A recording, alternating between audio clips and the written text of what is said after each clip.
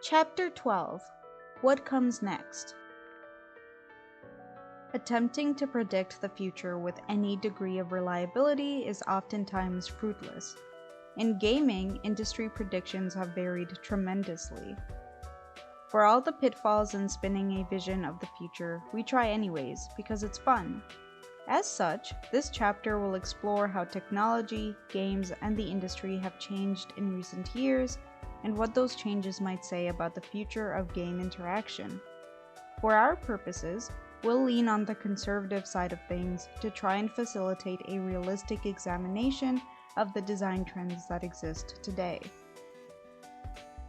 Pocket supercomputers strapped to your face. Advances in the technology behind games help shape what we see, hear, and do while playing.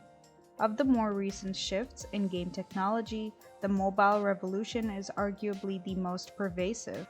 Since Angry Birds and their ilk first slingshotted onto the scene, smartphone games have become the de facto face of the games industry.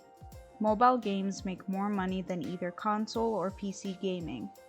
From a design standpoint, the biggest change here is obvious: extreme portability.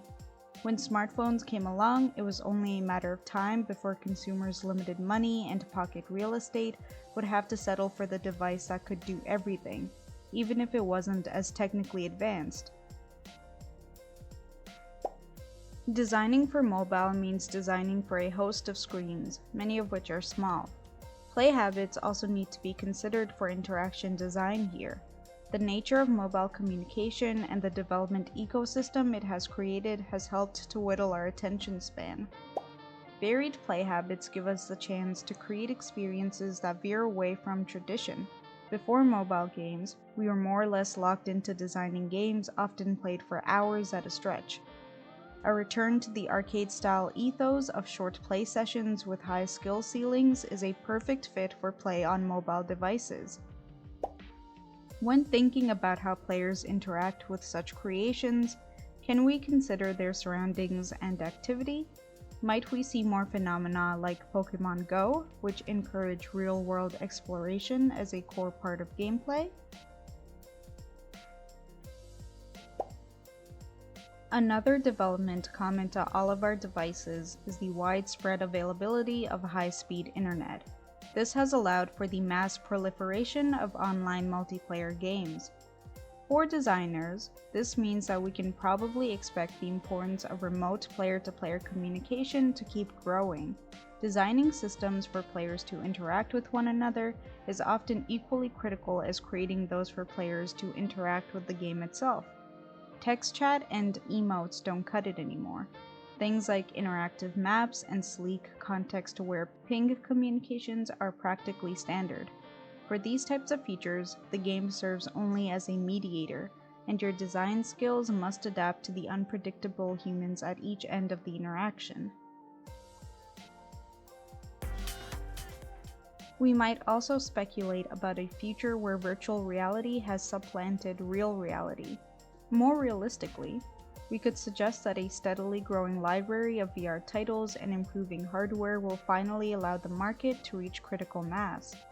VR devices may one day become as commonplace as consoles are today. If this happens, we might see versions of today's wacky VR peripherals become standard. Things like omnidirectional treadmills, haptic gloves, and full-body trackers. Buy low, sell high. Digital distribution had a major impact on the games market. Of note is Steam, which has tens of millions of users. The advent of digital distribution accelerated the process of democratizing game publishing. Better distribution and more widely available tools meant that anyone could develop a game and get it on a storefront. As restrictions relaxed across the board, the marketplace grew more saturated. All of this growth has been supported by some changes that made marketing more friendly to developers of all sizes. The more traditional means of throwing large sums of money at advertising is no longer the only option available. Gaming has its own version of influencer marketing in the form of content creators like streamers and independent reviewers. There is, of course, a great deal of luck involved in the success of such efforts. As market saturation increases and media dissemination moves further online, these tactics will become even more important. Your skills in designing interactions that are satisfying and watchable won't just contribute to a good player experience, they'll become ever more instrumental in getting noticed in the first place. Players have gained a bit of understandable skepticism around things like early access and pre-orders. It's easy for such strategies to seem like schemes focused on making money instead of games, and perhaps none has become more scrutinized than the implementation of microtransactions. These small purchases took off in concert with the mobile market, as games began adopting a free-to-play model. In free-to-play games, chances are if you want to have any sort of enjoyable experience, you're going to have to shell out some money. The free-to-play model quickly spread throughout the mobile ecosystem. Meanwhile, games with an upfront price have integrated microtransactions for things like cosmetics as a way to generate additional revenue. In theory, this can be an effective way to fund continued development. In practice, though, it may slide into dark design patterns, decisions that intentionally make players' experience worse to bait them into spending money. With all of these changes, there's nothing more that we can say from a design perspective except to treat carefully. Bear in mind that a shift in business models doesn't necessitate a complete abandonment of ethics. On the speculation side of things, we can summarize the recent changes highlighted here in 3 words: expansion, saturation, and discontent. Putting these factors together, we might make comparisons to economic bubbles of the past. The games market has seen some spectacular volatility in the past. Today, the industry is far more established, and product quality is incomparable to what it was 40 years ago. Nonetheless, as hype trains derail, app stores reach saturation points, and a growing number of distributors battle for exclusives, we might be on the verge of large-scale shifts. Whether this will take the form of a crash, further changes in market share, or a change in the landscape of corporate ownership remains to be seen. Some of the most substantial changes in what players actually end up with, though, have resulted not from an evolving marketplace, but from the ethos of game design itself. Game changers. Games can also contribute to society in different ways. They can be used for education, training, therapy, and exercise. This revelation in the diversity of purposes that games can serve has been complemented by a change in our awareness of the people who play games. From all walks and at all stages of life, people enjoy playing games. The needs of different individuals will be reflected in their preferences, but the act of gaming itself is far from exclusive. As demographics continue to shift in the coming years, designers may have interesting questions to address. Will the idea of most children as novices become outdated as technical literacy becomes an increasing part of childhood at home and in school? How will the entertainment and technology needs of those who grew up playing games in the 80s and 90s change, if at all, as they become seniors in another few decades? Related to the idea of games as tools for education or staying active is the notion that they can promote positive social change. While games, or perhaps more accurately playful applications, developed solely to this end do exist, they are often birthed from academia and deployed in specific contexts.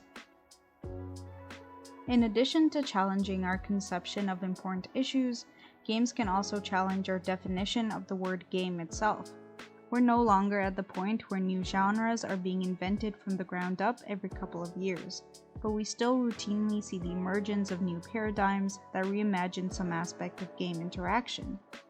Improved technology that let us tell audiovisual stories more easily saw the rise of visual novels and walking simulators, where gameplay might be pared down to basic navigation and dialogue in favor of focusing on character and world development.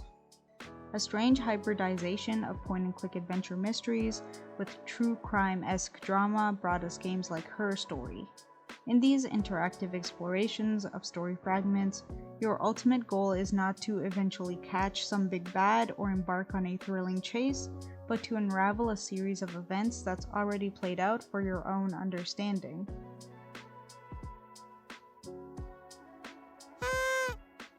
For any designer, especially one new to the industry, the wealth of games brought by the last few decades can seem overwhelming.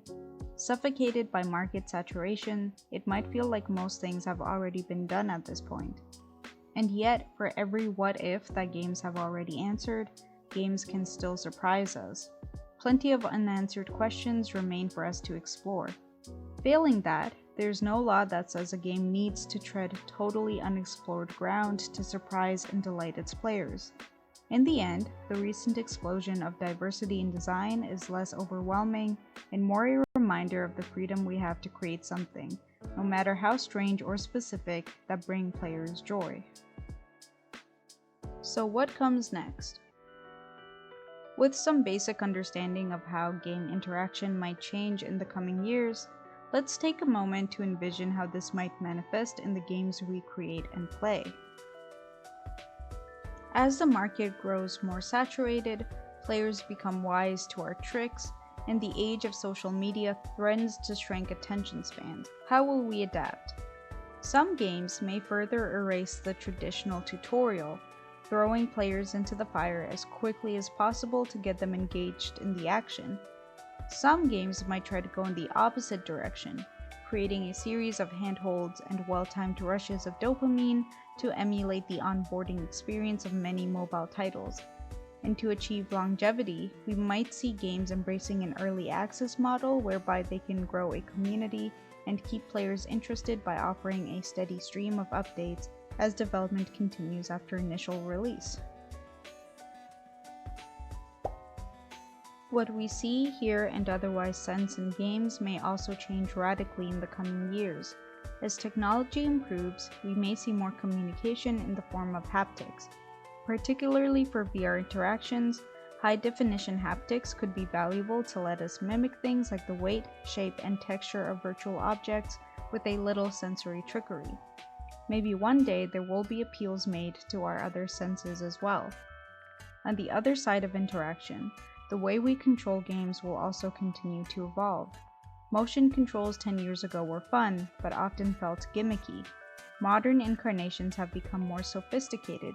With better sensors and image processing, we'll probably see much finer gestural controls become established in the next couple of decades, particularly for VR. One of the things that all of this communication lets us accomplish is to tell stories to our players. Technical limitations once hampered how rich and complex the stories could be, assuming we still wanted room for graphics and mechanics. But since we now have the room and resources to weave more subtle narrative threads, game writing is starting to catch up. And with a market established for games that tell stories with real emotional impact, we can expect to see more diverse voices and more serious topics represented moving forward. The technological developments we explored relating to virtual reality, streaming, and artificial intelligence might also give us some clues about the future. Maybe these technologies will change the trajectory of gaming for the next few decades, or maybe these trends will simply stabilize or sputter out, remaining as fond memories of our current cultural landscape and nothing more. That's the tricky thing about predicting the future. It's always so much easier after you're already there. But on our journey to explore the nature of play and our relationship with games, hopefully you'll take away some knowledge that will help make that future just a little bit more enjoyable. We might not be able to say for sure where we're going, but no matter where we end up, it's going to be somewhere fun. Thank you for listening. Make sure to check out the book for all the content left out of these presentations. You can scan the QR code here to be taken to the store page. In the book, you will also find an exclusive interview with Jason Della Rocca, industry consultant and co-founder of Execution Labs.